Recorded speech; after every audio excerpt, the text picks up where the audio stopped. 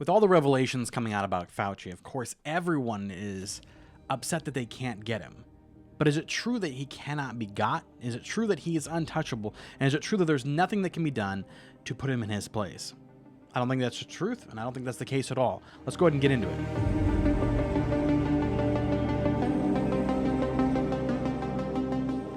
So first off, obviously my last topic didn't get everyone too excited, but I knew that was going to be the situation, so I'm down one subscriber. Hey!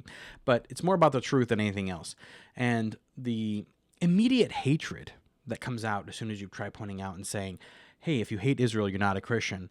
Not a true Christian anyways. It's amazing. It's like as if, wait, when you're not a true Christian, there's a lot of hate that comes from you. Well, get to it.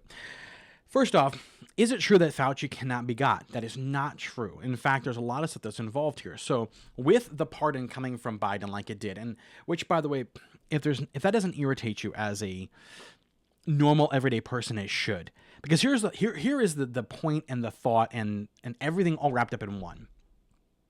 People can harm you. People can do bad things to you, and there's not a thing you can do about it because they will protect themselves like that, and it's over, and it's done.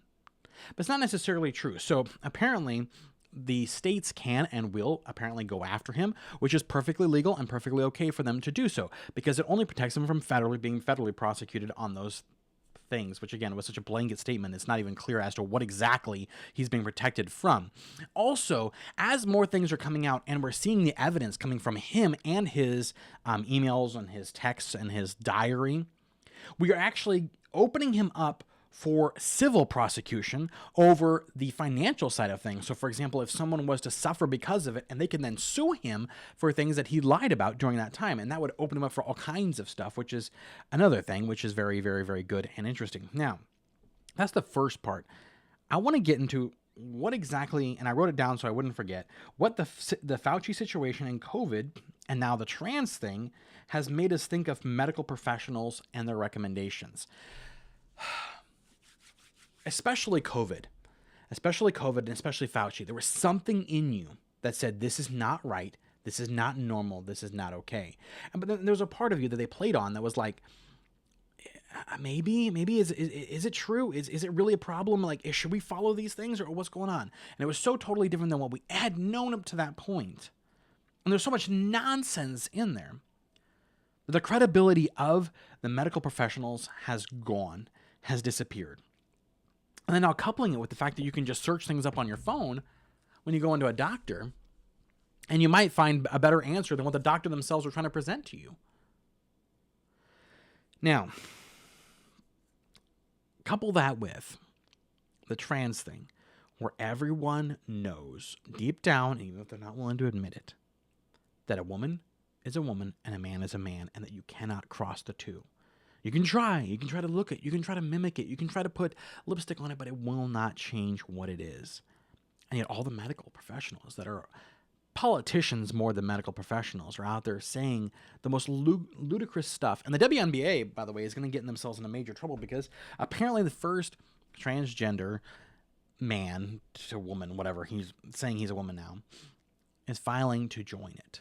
After all their coaches just couldn't come out and say whether or not there shouldn't be men in their sport or not. They just couldn't say. They don't know enough. They have not worked hard enough to make the WNBA. And what I'm going to predict right now is if this continues down the road and if we lose these elections coming up and it starts opening it back up to, whatever wokeness that they want, women's sports will disappear. Because the only one that's safe is men's sports, because there's not a bunch of women trying to, boost a bunch of testosterone to get into men's sports. It's the other way around. And it's only the best of the men that will be in the men's sports, so that is not going to change. But the women's sports will simply disappear. Kind of ironic at the same time as they're trying to re-up the women's MLB team, basically. Now, one of the greatest damages that has happened out of the whole COVID and all this stuff that's been going on is that the conspiracy theories were true. Now, there's always been a fringe of people that have always been like your Alex Jones and so on that have been conspiracy theorists. And that's true. But the problem is when it started becoming true, then people started thinking, well, what else? What else? What else? And it's amazing that during the same time that all the COVID stuff was going on, then everyone was like, did you hear? The Earth is flat. Did you know that this, that, and this, and all of these ideas are sort of floating out there like crazy? And then it's a perfect, ripe environment for Candace to come along and say, yes, well, Charlie Kirk literally was not killed by the guy who literally, allegedly, killed him. It's actually some exploding microphone that blah, blah, like. And it gave rise to her and the people being ready for it, which is the saddest, craziest part of this whole thing. From the start to finish, it is. Now, I'm going to kind of finish on a different note. I wasn't planning on spending too much time on this, and it's just a sad thing that I'm trying to get the truth out there. I'm trying to get you guys to understand from a perspective of someone who's actually a tradesman working in the field, and I've got to be changing my direct decorations again. I'm settling on this one now because I think it's the truest form of what I'm trying to get across, and I got some stuff ready to set up, and I'll go through that once I get them posted on the wall here. But the last thing I want to say is this. So apparently, when Trump was in, I think, Turkey recently, he was flying out, and when he flew out, the left is out of their minds because apparently last month there was a threat on his life by the Iranians, and he had to sneak out on a military plane instead of on what would be traditionally considered Air Force One. Now, of course, whatever he's flying on is Air Force One, but traditionally what would be considered Air Force One, he had to sneak off there because they thought there might be a plot against him to kill him. Now, what's crazy is the left went nuts, and I'm looking at comment after comment after comment about how upset they were that basically Trump left them, so to speak, to die on this plane, but left himself, not realizing that that's to protect the president. You do whatever you have to do, one. And two, they're so mad that it didn't work. That's really what they're mad about. They're mad that he got away. And just the fact that they want him dead so dramatically bad and have not hidden the fact. And again, should I remind you, I started this channel because of Charlie Kirk and his assassination. We're coming up on a year right now, basically, a year of his death. And yet, have you seen that people want less of conservatives dead? Or do they want more of them dead? And it's not going to stop with the big names. It's not going to stop with the people that are out there in front of people. That's not going to stop there. It's going to go to the little man, the people like us too. And they want you to change your mind. Either change your mind and conform to exactly what they want, and they have ways of needling you down in your job to do that. Or else. And we saw this during COVID, and it will continue to happen if we lose these elections. And the sad part is that the stats right now is that the young men are in droves leaving the Conservative Party. Not even the Conservative Party. I honestly think they're being taken away by these wicked people like Candace and Tucker and all that stuff because they're so convinced of how bad things off are for them, which, again, I'm not denying that bad things are bad. Not at all.